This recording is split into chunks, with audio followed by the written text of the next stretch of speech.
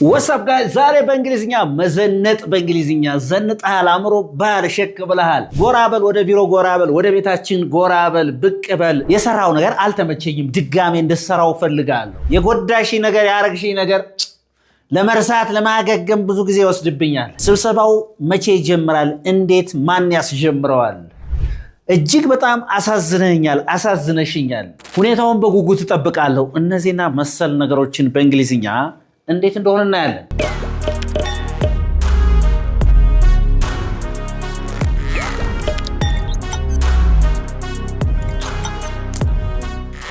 ስለዚህ እዚህ ከአማርኛው ወዴት እንሄዳለን? ወደ እንግሊዝኛው እንሄዳለን። እስኪ ከራሳችን አፋችን ከፈታንበት ቋንቋ እንጀምር።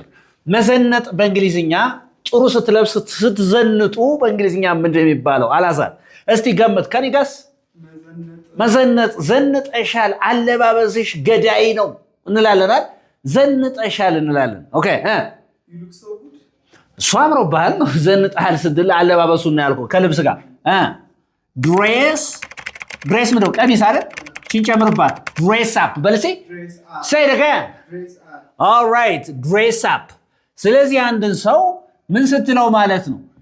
you have በልሴ dressed up. say you have dressed up በልሴ ዘንጠሃል ሸክ ብለሃል ስትለው you have dressed up or you've dressed up. that's very good። ከዚህ ጋር በተያያዘ ደግሞ ምን ማለትም ትችላላችሁ? you're እስቲ በልሴ you are ማለት ነው። እሺ dressed በልሴ you're dressed to kill በልሴ አለባበስህ ገዳይ ነው ማለት ነው። you're dressed to kill። say again you're dressed to kill. hey you're dressed to kill. I think በቃ ይቅር፣ እሱን ነገር ተው ይቅር። you're dressed to kill. what's going on? right? okay so you're dressed to kill ስትሉት አለባበስ ገዳይ ነው፣ በጣም ዘንጠሻል፣ አምሮብሻል ስትሉት ነው። ኢንቴንሽኑ ለምን እንደሆነ ይገባችኋል ማለት ነው። አላማው ማለት ነው። እየተባባን ነው።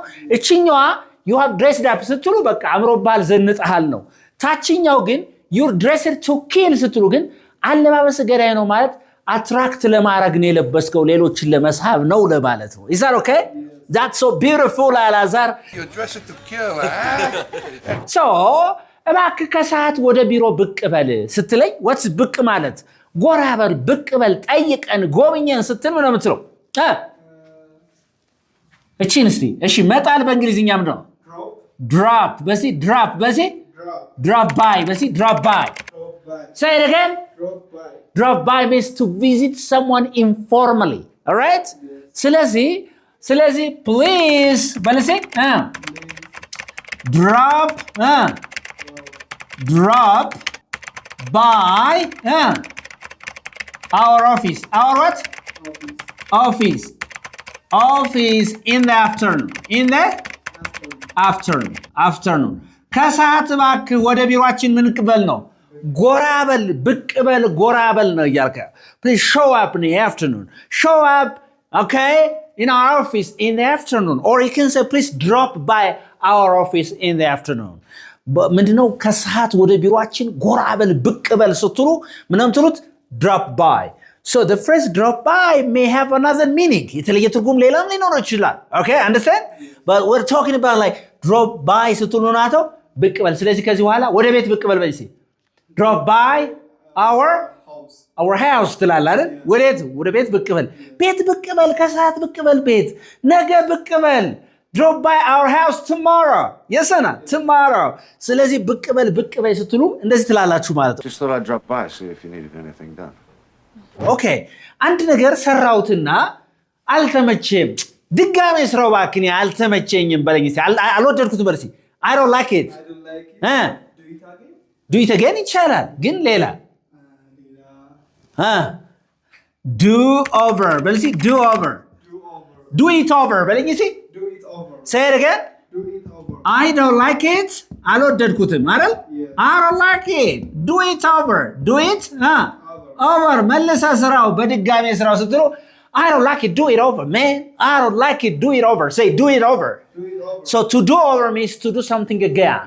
አንድ ነገር እንደገና ማድረግ መስራት ማለት ነው ዱ ኦቨር ማለት የተግባባ ነው if assignment ሰርቼ ካልተመቼ I don't like the way you did your assignment I want you to do it over say I want you to do it over I want you to do it over. በል I want you to do it over I want to በነገራችን ላይ ቪዲዮ እያያችሁ ያላችሁ ሰው I want you to do it over ስል እናንተም ባልሰማችሁ I want you to do it over በኤነርጂ እሺ alright I want you to do it over say I want you to do it over I know you need a statement from me but do I need to stay here or can I do it over the phone very good አሁን መርሳት ማገገም የሆነ ሰው ሲጎዳችሁ ወይ ስትታመሙ ሊሆን ይችላል ወይ ሰው ስሜታችሁን ሲጎዳችሁ ማገገም ያንን ነገር መተው መርሳት ምንድን ይባላል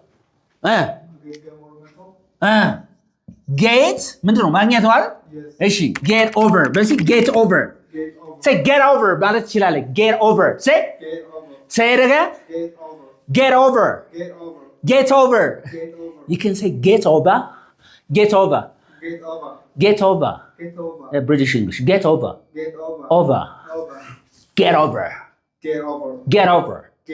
this is American accent all right so you can say get over or get over right there's no problem so let's say it's hard it takes time but see it takes it takes time to get over come on from come on your what can't ምንድን from your maltreatment well see ካንተ በደል ሰው ማልትሪት ሲያረጋችሁ በደላችሁ ማለት ነው ካንተ እንግልት ካንተ በደል ለማገገም it takes time ጊዜ ይወስዳል it will take me time to get over from your maltreat yes or no is that okay so to get over so ለበሽታም ሊሆን ይችላል okay it will take me time to get over from my fever yes or no or from my headache or from my backache all right we have to try to get over the hurt and continue on with our lives okay interesting what is ስንት ሰዓት ነው የሚጀምረው ስብሰባው ማስጀመር መጀመር በእንግሊዝኛ ምን ይባላል ማስጀመር መጀመር ስታርት መጀመር ነው አይደል what time the meeting will start ማለት ይችላል ግን ሌላ ትንሽ ኤፒት አድቫንስ ሆነሽ vocabulary ተጠቅመህ እንድትነግረኝ ብዬ ነው phrase ተጠቅመህ እንደዚህ መምታት ምንድነው በእንግሊዝኛ መምታት እንዲህ መምታት kick kick over no ገመድ kick off በል እስኪ say kick off በል እስኪ kick off so the meeting will kick off in the afternoon say the meeting will kick off in the afternoon ብትል ስብሰባው ከሰዓት ይጀምራል the meeting will kick off in the afternoon okay what time will the meeting kick off all right it will kick off in the afternoon at 7 in the evening or you can say many different things yes or no so the meeting will kick off in the afternoon say it again the meeting will kick off in the afternoon in the afternoon አንድ ወርድ ነው in the afternoon ከሰዓት ይጀምራል ከሰዓት ስብሰባው ይጀምራል And now to kick off what I know is going to be an amazing new year for us all, I would like to introduce what's ማሳዘን ማሳዘን አሳዘንከኝ አስቀየምከኝ ይህ ማሳዘን ማስቀየም I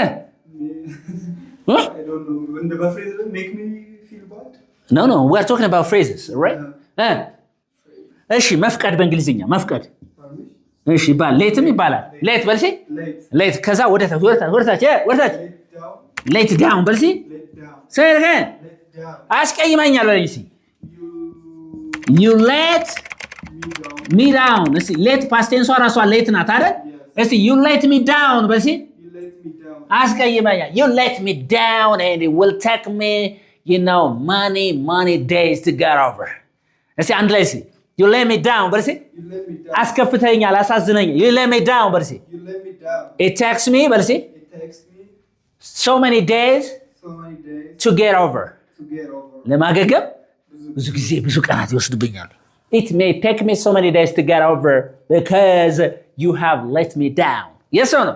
You have let me down. You let me down too. All right. So to let somebody down means to disappoint somebody.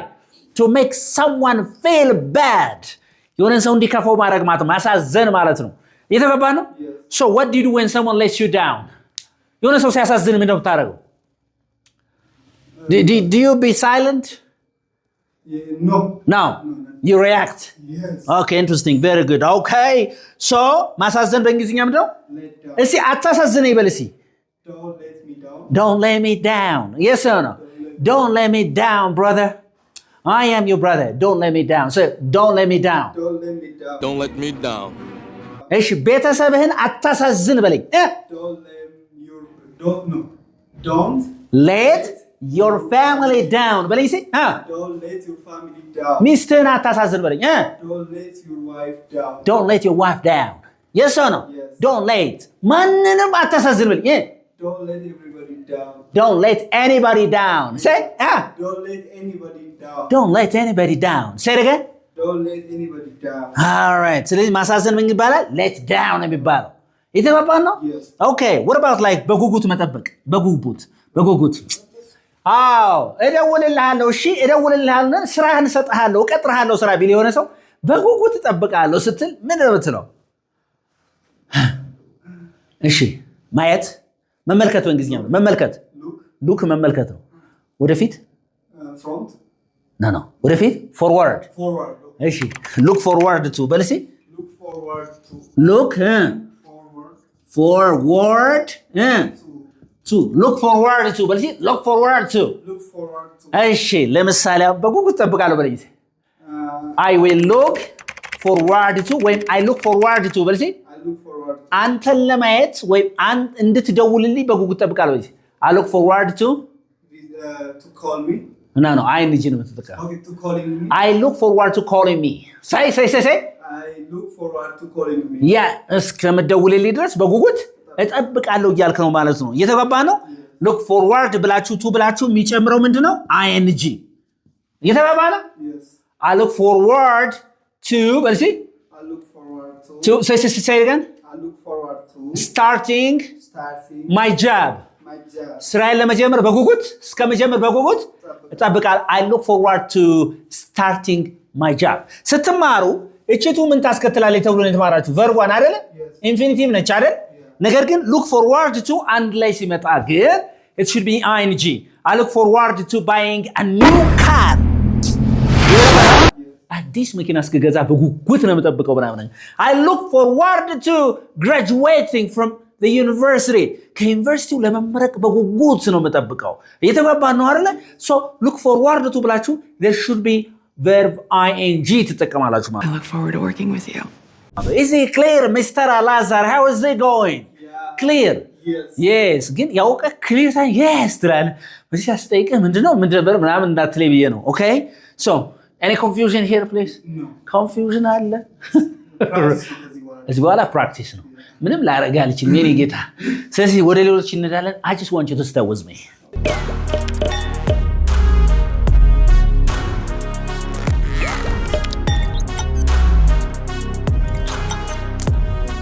All right. አሁን ደግሞ ምን ያለን?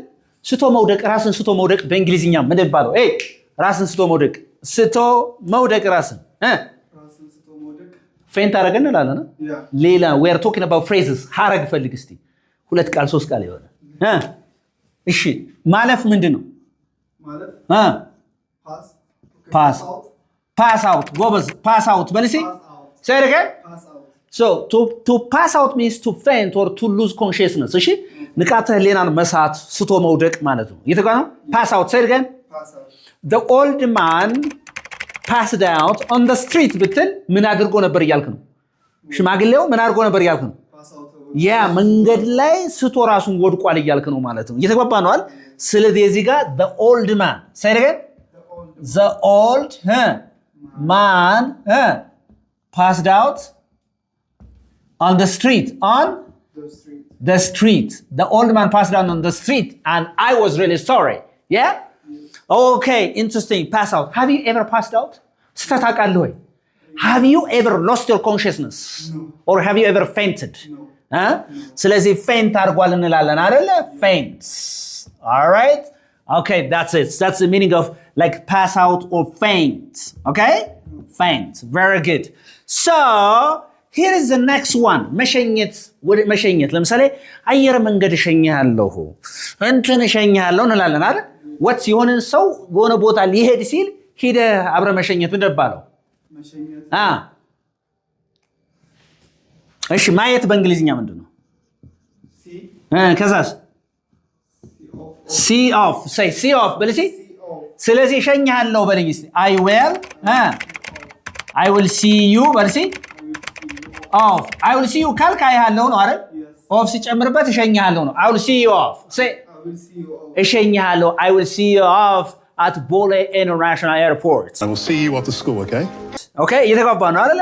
ስለዚህ I will see you off ስትሉት አንድ ሰው እሸኛለሁ ልሸኝህ ስትሉት let me see you off በልሲ let me see you off ወደዛ ሄዳችሁ የምትሸኙት let me see you off ልሸኝህ እያላችሁት ነው ማለት ነው let me see you off where at Bole International Airport interesting so good መከላከል መደገፍ ለአንድ ሰው መቆም ምንድነው የሚባለው? መጀመሪያ መቆም በእንግሊዝኛ ምን ይባላል? hey መቆም stand say ቆም በለኝ እስቲ stand up በለኝ stand up for ጨምርበት stand up for say it again stand up for it means to defend or to support to stand up for means to defend or to support for example እምቆመው ለእውነት ነው እውነትን ለመከላከለው እምቆመው ለእውነት ነው እምቆመው ለፍትሃዊነት ነው እንላለን አይደል? so ምን ትላለህ ማለት ነው? I stand up for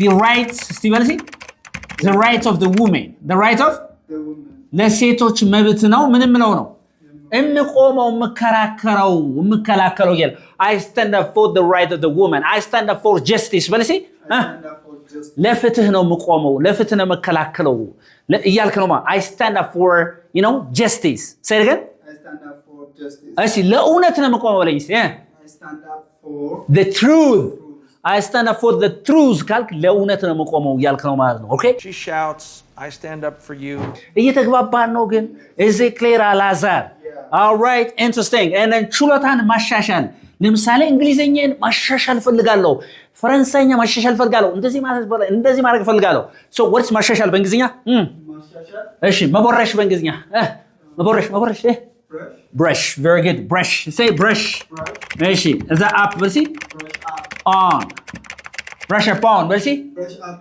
ስለዚህ እንግሊዘኛን ማሻሻል ይኖርብኛል በልኝ እስቲ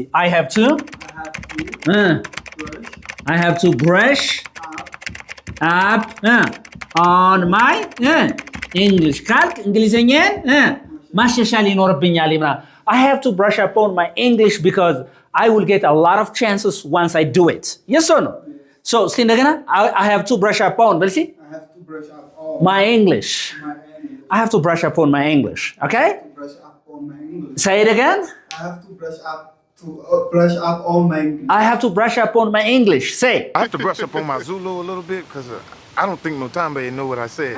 very good መደምደም ስትልስ አንድን ነገር መደምደም ለምሳሌ አሁን ውስጥ ምንድነው ዲስከሽናችን ውይይታችን እናጠቃለው እንደምድመው በዚህ እንቋጨው ትላለህ what's መቋጨት መደምደም ማጠቃለል በእንግሊዝኛ ፋይናላይዝ ነው አይደል yes እሱን ግን በወርድ ደረጃ ነው but we are talking about phrases በሐረግ ደረጃ እስኪ ንፋስ በእንግሊዝኛ wind እሺ ወደ ላይ ግን wind up ብላ አታነብም ይኸውላችሁ በጣም እንትን ልበላችሁ እስቲ ይሄ wind እንደ ናውን ከሆነ wind ነው ሲነበብ ምንድነው wind በለሲ ነፋስ ማለት ነው ነፋስ አይደል እሺ እቺ ደግሞ wind በለሲ ሳይረን wind ደግሞ እንደ verb ሲሆን ደግሞ ምንድነው ሌሎች ጋር wind በነገራት በተለይ wind down ሪላክስ ማድረግ ይሆናል wind down በለሲ ያ ሪላክስ ማድረግ ይሆናል wind up wind up በለሲ ስለዚህ እነ ሲነበብ wind up አይደለም wind up በለሲ እሺ ዲስከሽን ውይይቱን በዚህ እናጠቃለው በለሲ let's wind up the discussion ውይይቱን እናጠቃለው እንደምን ነው let's wind up the meeting በለሲ ደግሞ let's wind up the meeting. ስብሰባውን በዚህ እናጠቃለው ስብሰባውን እንደምንመው ስትል let's wind up the meeting because I'm so tired yes or no let's wind up our lesson ካልኩኝ ምኑና በዚህ እንደምንመው እያልኩ ነው ትምህርቱን እናጠቃለው እንደምንመው እያልኩ ነው ማለት ነው እየተግባባን ነው ግን እንቋጨው ማለት ነው በሌላ አባባል okay let's wind up the troops very good what about መኖር መቻል አንድ ነገር በችግር ውስጥ ሆነም እንዲች ያልክ ስትኖር ምናምን ያብቃቃ አምስቷን ከ10 ምናምን አብቃቅተ በችግር ውስጥ ምናምን ስትኖር ምን ይባላል እሺ ማግኘት በእንግሊዝኛ ማግኘት ጌት እሺ በስትባይ አይደል ጌት ባይ በልሲ ለምሳሌ የሆነ ሰው አላዛር አለ how is